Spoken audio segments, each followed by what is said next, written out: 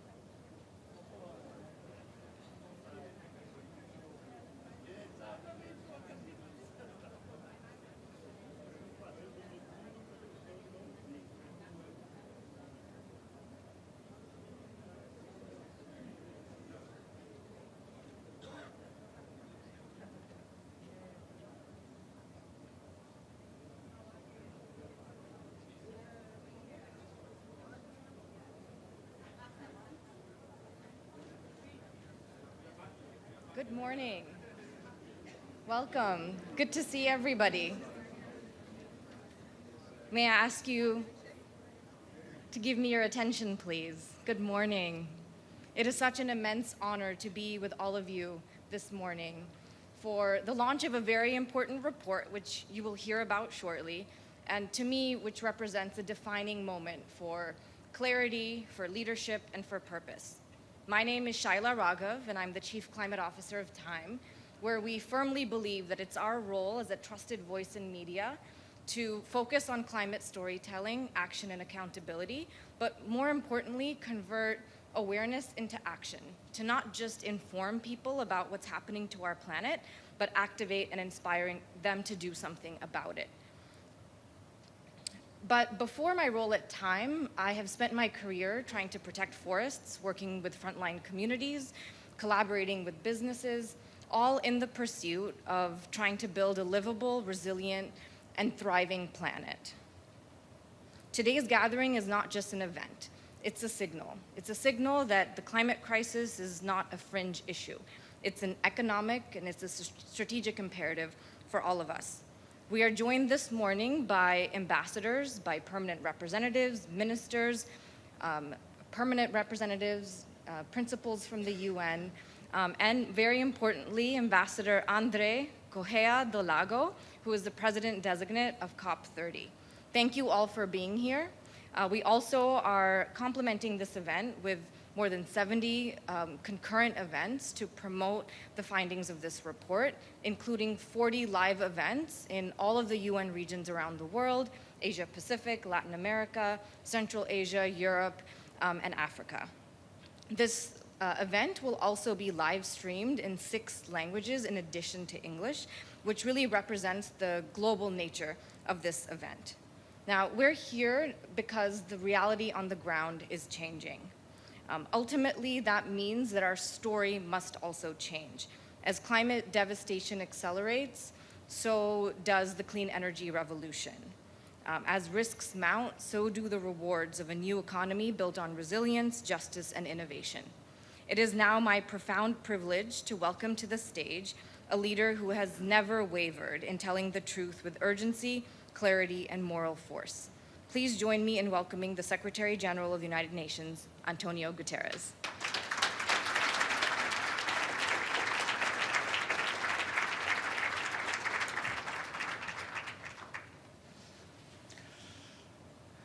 Excellencies, ladies and gentlemen, and friends joining us from around the world. The headlines are dominated by a world in trouble, by conflict and climate chaos, by rising human suffering, by growing geopolitical divides. But amidst the turmoil, another story is being written, and its implications will be profound. Throughout history, energy has shaped the destiny of humankind, from mastering fire to harnessing steam to splitting the atom. Now we are on the cusp of a new era. Fossil fuels are running out of road, and the sun is rising on a clean energy age. Just follow the money. $2 trillion went into clean energy last year. That's 800 billion more than fossil fuels and up almost 70% in 10 years. A new data released today from the International Renewable Energy Agency shows that solar, not so long ago 4 times the cost of fossil fuels, is now 41% cheaper. Offshore wind, 53%. And over 90% of new renewables worldwide produced electricity for less than the cheapest new fossil fuel alternative. This is not just a shift in power. This is a shift in possibility. Yes, in repairing our relations with the climate. Already, the carbon emissions saved by solar and wind globally are almost equivalent to what the whole European Union produces in a year. But this transformation is fundamentally about energy security and people security, and it's about smart economics. Decent jobs, public health, advancing the Sustainable Development Goals, and delivering clean and affordable energy to everyone, everywhere.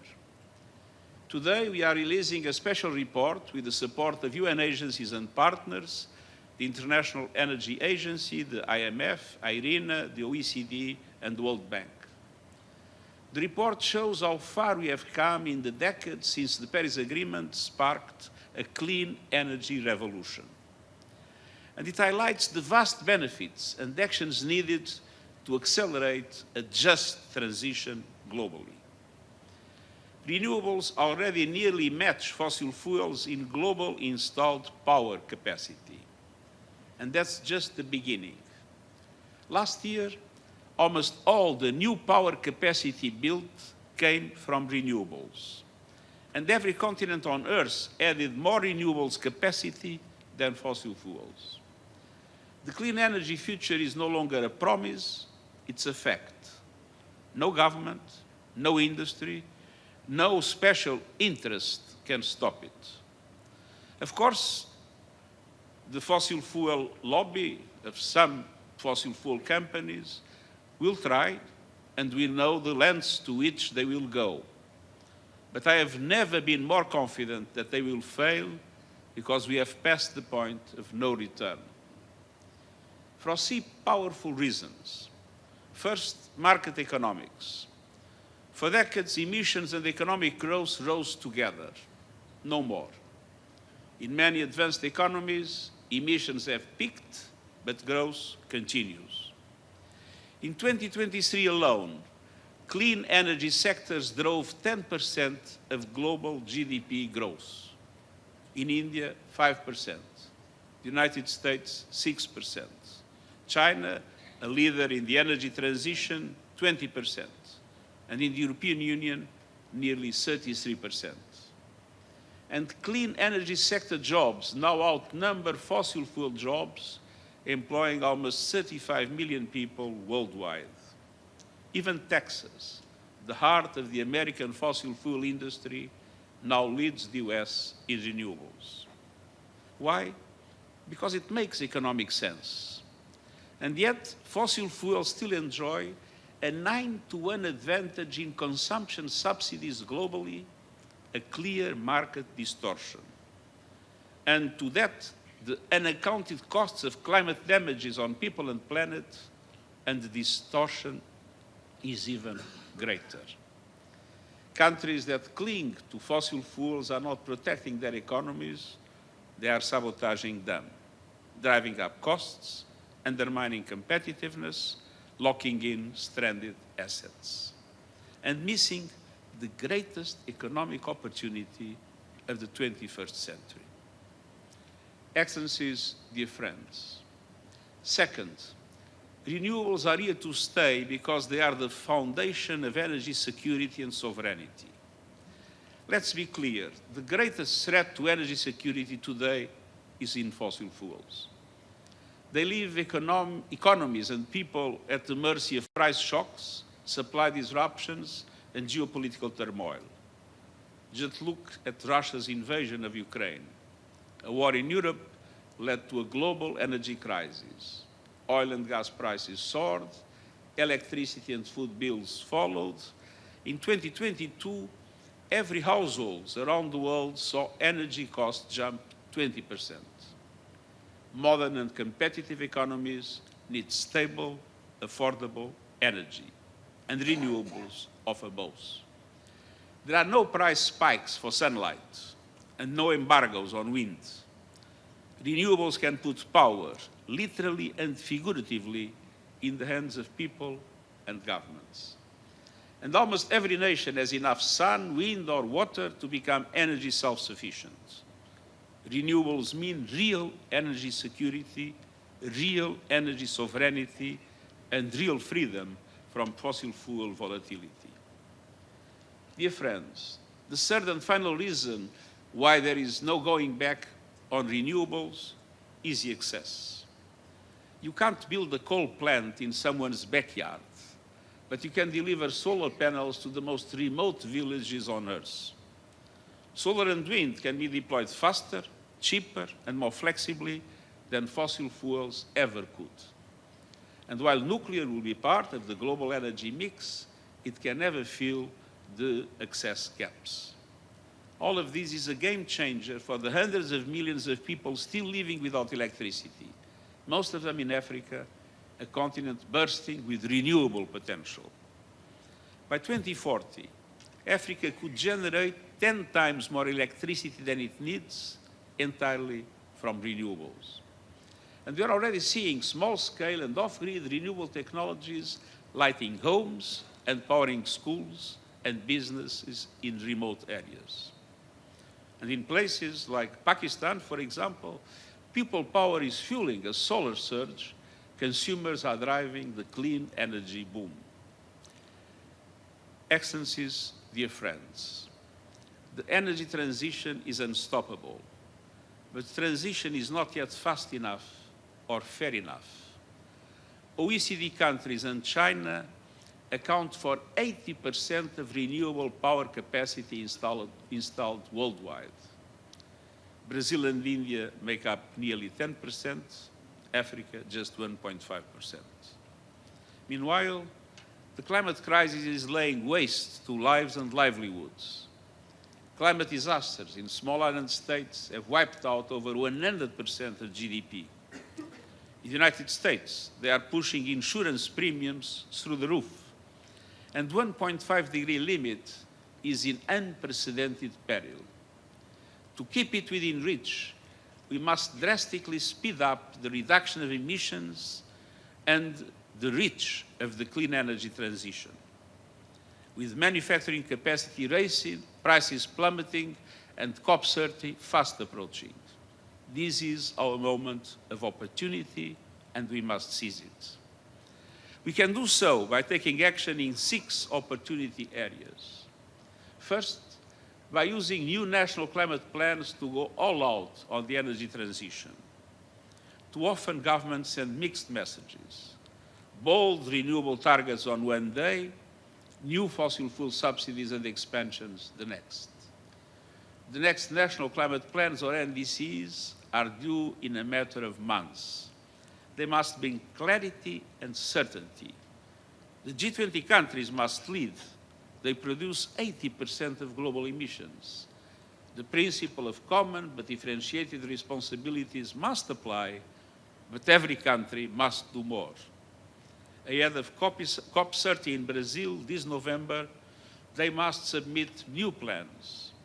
And I invite leaders to present their new NDCs at an event we will host in September during General Assembly High-Level Week. These must cover all emissions across the entire economy, align with 1.5-degree limit, integrate energy, climate, and sustainable development priorities into one coherent vision, and deliver on global promises to double energy efficiency and triple renewables capacity by 2030, and to accelerate the transition away from fossil fuels. These plans must be backed by long-term roadmaps for a just transition to net zero energy systems in line with global net zero by 2050. And they must be underpinned by policies that show that the clean energy future is not just inevitable, but investable. Policies that create clear regulations and a pipeline of projects, that enhance public-private partnerships, unlocking capital and innovation, that put a meaningful price on carbon, and that end subsidies and international public finance for fossil fuels as promised. Second, it is our moment of opportunity to build the energy systems of the 21st century. The technology is moving ahead. In just 15 years, the cost of battery storage systems for electricity grids has dropped over 90%. But here is the problem. Investments in the right infrastructure are not keeping up. For every dollar invested in renewable power, just 60 cents go to grids and storage, and the ratio should be 1-to-1. We are building renewable power, but not connecting it fast enough. there's 3 times more renewable energy waiting to be plugged into grids than was added last year. And fossil fuels still dominate the global total energy mix.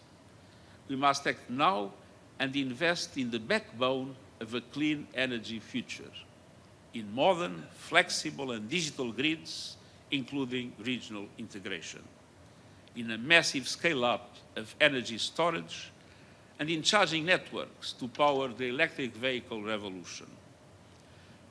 On the other hand, we need energy efficiency, but also electrification across buildings, transport, and industry.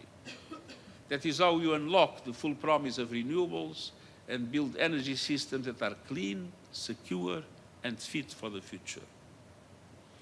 Third, this is our moment of opportunity to meet the world's surging energy demand sustainably. More people are plugging in.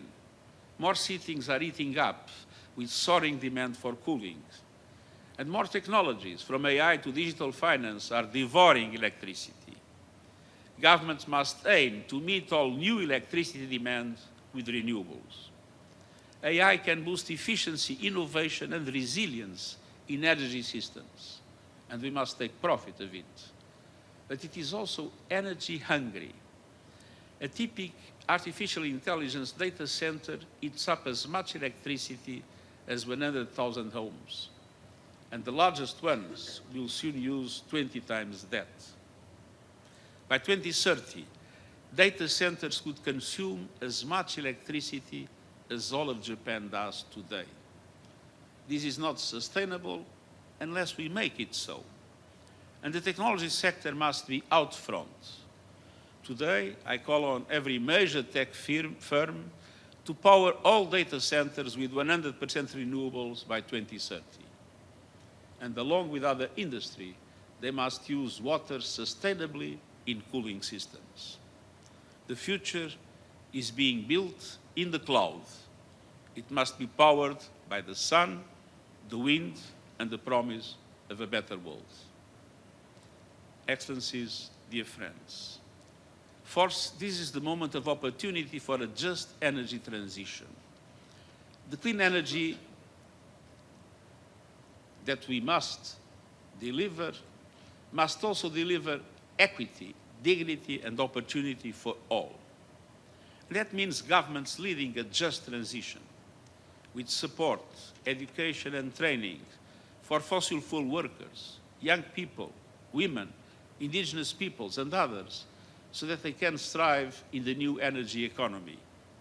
With stronger social protection, so no one is left behind. And with international cooperation to help low-income countries that are highly dependent on fossil fuels and struggling to make the shift. But justice doesn't stop here. The critical minerals that power the clean energy revolution are often found in countries that have long been exploited. And today we see history repeating. Communities mistreated, rights trampled, environments trashed. Nations stuck at the bottom of value chains while others reap rewards. And the extractive models digging deeper holes of inequality and harm. This must end. Developing countries can play a major role in diversifying sources of supply. The UN panel on critical energy transition minerals has shown the way forward, with a path grounded in human rights, justice, and equity. Today, I call on governments, businesses, and civil society to work with us to deliver its recommendations. Let's build a future that it is not only green, but just, not only fast, but fair, not only transformative, but inclusive. Fifth, we have a moment of opportunity to use trade and investment to supercharge the energy transition. Clean energy needs more than ambition. It needs access to technologies, materials, and manufacturing. But these are concentrated in just a few countries, and global trade is fragmenting. Trade policy must support climate policy. Countries committed to the new energy era must come together to ensure that trade and investment drive it forward. By building diverse, secure, and resilient supply chains, by cutting tariffs on clean energy goods, by unlocking investment and trade, including through South-South cooperation, and by modernizing outdated investment treaties started with investor-state dispute settlement provisions. Today, fossil fuel interests are weaponizing these provisions to delay the transition, particularly in several developing countries. Reform is urgent. The race for the new must not be a race for the few. It must be a relay, shared, inclusive, and resilient. Let's make trade a tool for transformation. Sixth and finally, this is our moment of opportunity to unleash the full force of finance, driving investment to markets with massive potential. Despite soaring demand and vast renewables potential, developing countries are being locked out of the energy transition. Africa is home to 60% of the world's best solar resources, but it received just 2% of global clean energy investments last year. Zoom out, and the picture is just as stark. In the last decade, only 1 in every 5 clean energy dollars went to emerging and developing countries outside China. To keep the 1.5-degree limit alive and deliver universal energy access, annual clean energy investment in those countries must rise more than 5-fold by 2030. And that demands bold national policies and concrete international action to reform the global financial architecture, drastically increase the lending capacity of multilateral development banks, making them bigger, bolder, and better able to leverage massive amounts of private finance at reasonable cost, and take effective action on debt relief and scale up proven tools like debt for climate swaps. Today, developing countries pay outlandish sums for both debt and equity financing, in part because of outdated risk models, bias, and broken assumptions that boost the cost of capital. Credit rating agencies and investors must modernize. We need a new approach to risk that reflects the promise of clean energy, the rising cost of climate chaos, and the danger of stranded fossil fuel assets. I urge parties to unite to solve the complex challenges facing some developing countries in the energy transition, such as early retirement of coal plants. Excellencies, dear friends, the fossil fuel age is flailing and failing. We are in the dawn of a new energy era, an era where cheap, clean, abundant energy powers a world rich in economic opportunity, where nations have the security of energy autonomy and the gift of power is a gift for all. That world is within reach, but it won't happen on its own, not fast enough, not fair enough. It is up to us. We have the tools to power the future for humanity. Let's make the most of them. This is our moment of opportunity, and I thank you.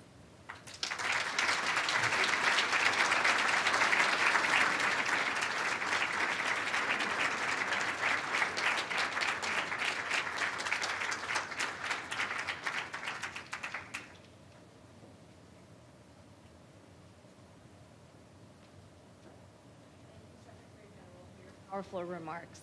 I think what was very compelling about your address is that you focused not just what's on stake, but you laid out a vision. You laid out a very specific roadmap that reframes climate change entirely from a scientific and moral imperative to actually positioning climate change really firmly as a financial and economic opportunity. That's really the title of this report and really the crux of what you have shared with all of us today.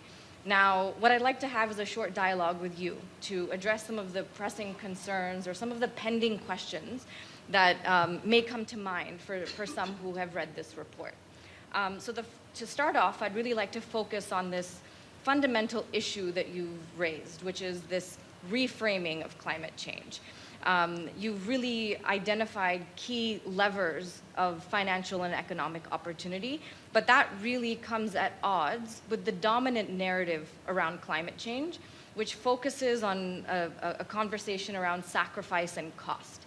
There's this perception that climate action is a net cost, that you have to give up something, that you have to give up the opportunity for growth. What would you say, how would you address or this shift in perception or the need to bridge the gap from the possibility of what we know is the opportunity and what people believe and what they think about climate action? Well, it is clear that we will need much more energy in the future. And it is clear that today the cheapest and easiest way to increase energy capacity is through renewables. So the renewables are not a cost. They are the cheapest investment for what is needed in today's world.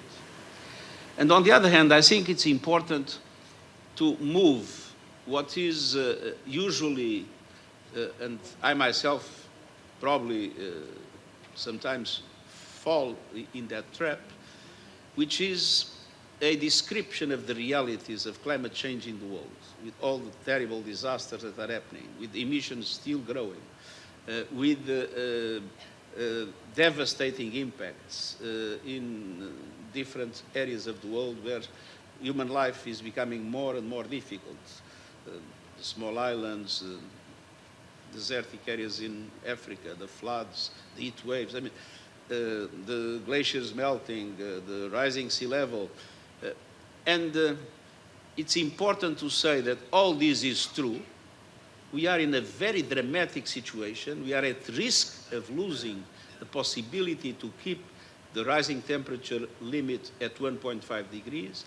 But now we have the tools and the instruments to do what is needed to stop this evolution.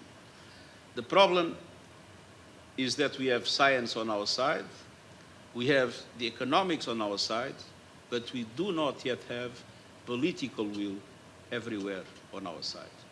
Yeah. So it's possible for us to hold space for both of those truths, that we are running out of time, that there is this severe urgency, but we now, more than ever before, have the tools, resources, technologies at our disposal to address it within a reasonable time frame, within the next 5 or 10 years. The other reaction that we may get to this report is that we are in a moment of significant geopolitical challenges, whether it's human rights violations, conflicts, wars around the world, economic challenges. Some may question, why did you use this platform and this stage to focus on climate, focus on this topic, as opposed to other ones that may feel more immediate or urgent? Well, let's be clear. This is the right moment for a new offensive in bringing to the global public opinion the climate issues. And for two reasons.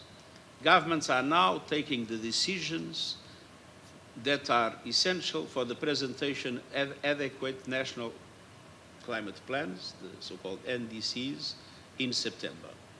So this is the moment to put on the table very strongly everywhere in the world and to mobilize public opinions to put pressure on governments in order to make sure that those NDCs have the right measures and have the right impulse in the energy transition.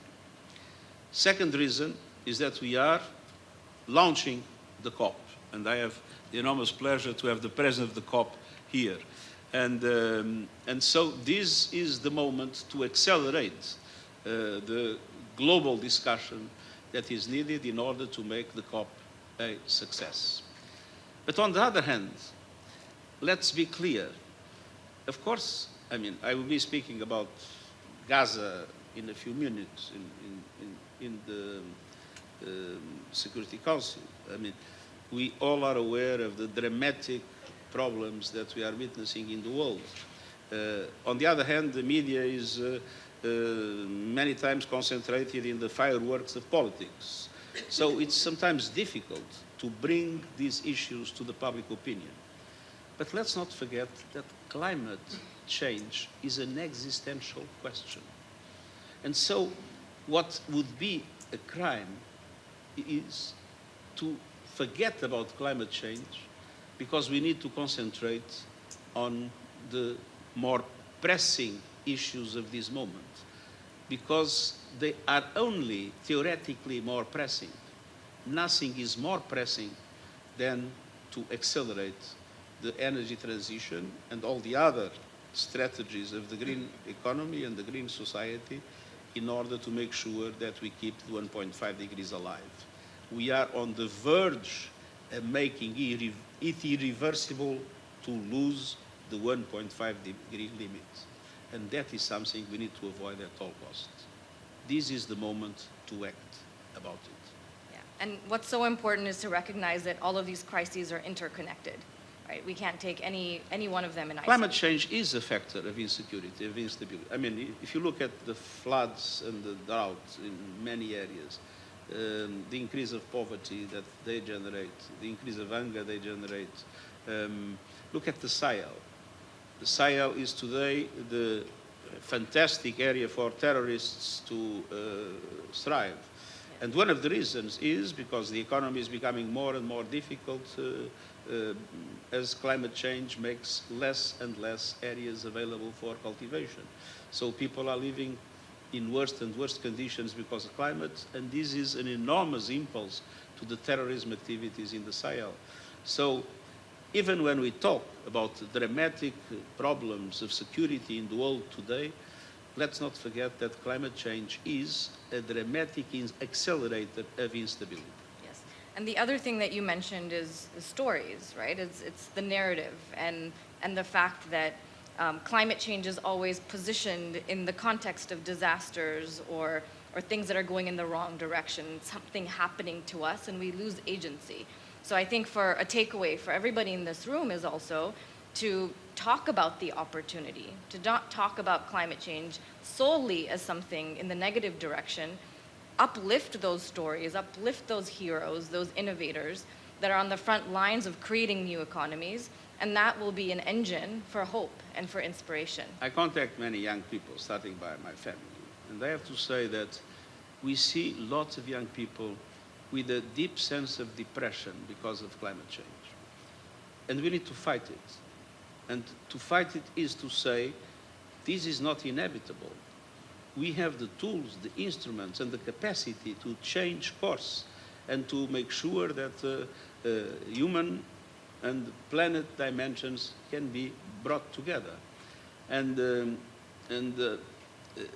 it is really important to show the reality as the reality is, not to try to, I would say, put a rosy scenario on what's happening, but at the same time to show that we can change that scenario and make it much better than what it is today if we take the decisions that the economy and the science today make possible. Yes, because this also dominant narrative of it's too late is also defeating. Just the doom and gloom is not the solution of the messaging we need. We need to explain the dramatic situations we have, but we need to prove that there are reasons to be hopeful, and those reasons depend, of course, on the political will of those that have responsibilities, and that is why it is so important to mobilize public opinion, to put pressure on governments to take the right decisions. And at the same time, when one looks at the private sector, it's very impressive how the shift is taking place. For a very simple reason, people would like to make more money.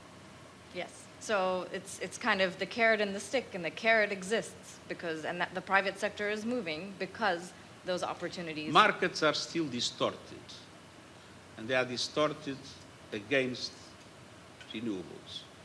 And in many countries, we still lack the regulations and the instruments to facilitate it. But that is one reason more to tell governments, take the right decisions, allow markets to work in a fair way, and at the same time, make sure that the transition is just. In all transitions, look at the digital transition. There are winners and losers. in all transitions that are people that lose opportunities in their lives. So it is extremely important to support the regions and to support the people that are affected by this transition. I remember closing, when I was Prime Minister, the last coal plant, coal mine in my country. And there was a program that was established of investments in that area, of training, of increased social protection. I think when one sees sectors that will tend to reduce and sectors that are going up, we need to make sure that we care about the people that is affected by this transition. Yes. And people and regions. absolutely. Such an important message, because now is the opportune moment between where we are today and COP30. If we deliver this message at COP30, it's too late, because now is the opportunity to action on all of this information and be able to see if we can have some sort of collective movement towards more ambition, more action, and addressing it in a way that is responsive to the justice needs and the ways in which you can bring people along this transition. I would like to now conclude with a question from one of our viewers in a live event in Africa. One of our Global Africa Model UN Agency members from South Africa, his name is Zahir Soliman. He asked a question which you alluded to, so I'd love to carry forward that theme, which is many young people feel overwhelmed by the threat of climate change and fear it may already be too late. As the UN Secretary-General, what gives you hope that our generation still has a fighting chance to change the future? What is your final message for young people? I think it's true that my generation has largely failed. We came too late in relation to what would be necessary. But fortunately, things have evolved very quickly from the point of view of science and from the point of view of the economy. So even if we neglected, we didn't take profit of our chances in my generation, I think that the instruments are now created in order to allow for that just transition to take place. And I trust that the new generations will accelerate and consolidate a new way for human beings to live in harmony with nature. Yeah. What a wonderful note to conclude this event on. Thank you for your leadership. Thank you for convening us on the occasion of the launch of this report. I hope all of you are able to take parts of it into your own work and find opportunities for collaboration. Thank you very much. Thank you very much.